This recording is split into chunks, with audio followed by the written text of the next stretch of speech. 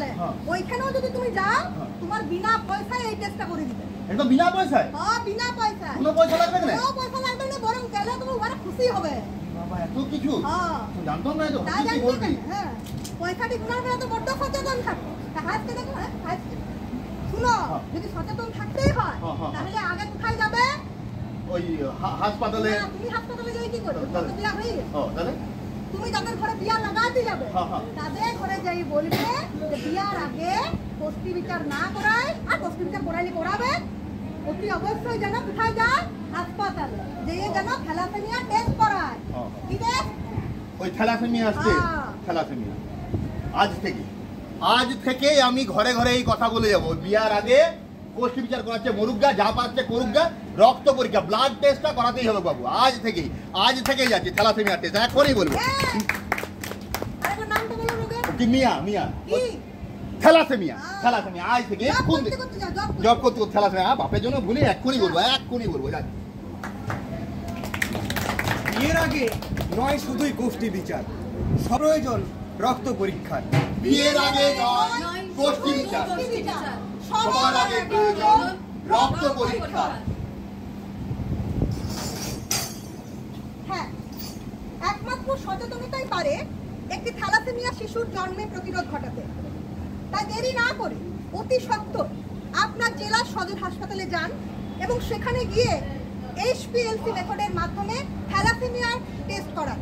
আর যারা ইতিমধ্যেই না জেনে বিয়ে করে ফেলেছেন এবং বাচ্চার জন্ম দিতে চলেছেন তাদেরকে বলবো এখনো দেরি হয়নি, আপনারাও থ্যালাসেমিয়া টেস্ট করান। এবং যদি জানতে পারেন যে আপনারা থ্যালাসেমিয়ার বাহক, তাহলে দয়া করে আপনার গর্ভের শিশুটির জন্মে প্রতিরোধ ঘটান। কারণ আমরা প্রত্যেকেই চাইবো আমাদের আগামী সমাজ, আমাদের আগামী প্রজন্ম থ্যালাসেমিয়া মুক্ত প্রজন্ম হিসেবে গড়ে উঠুক। ঘরে আওয়াজ তোলো, থ্যালাসেমিয়াকে না বলো। ঘরে ঘরে আওয়াজ তোলো, থ্যালাসেমিয়াকে না বলো।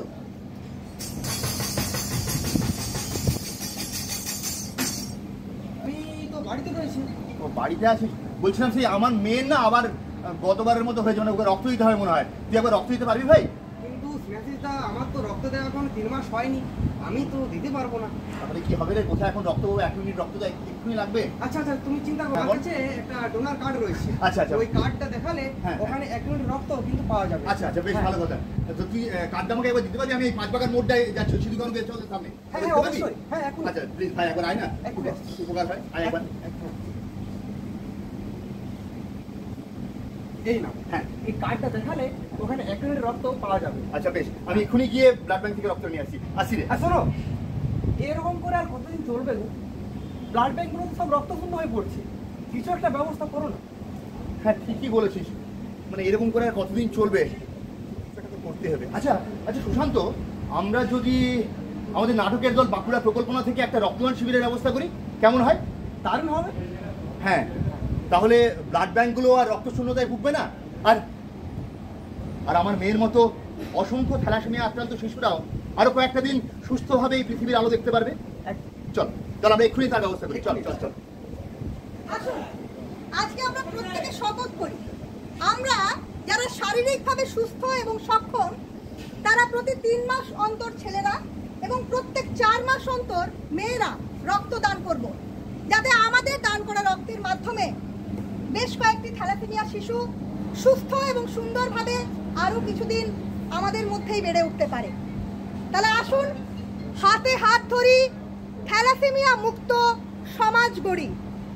আসুন হাতে হাত ধরি, থ্যালাসেমিয়া মুক্ত সমাজ গড়ি। আসুন হাতে হাত ধরি, থ্যালাসেমিয়া হ্যালো চলে যাবে।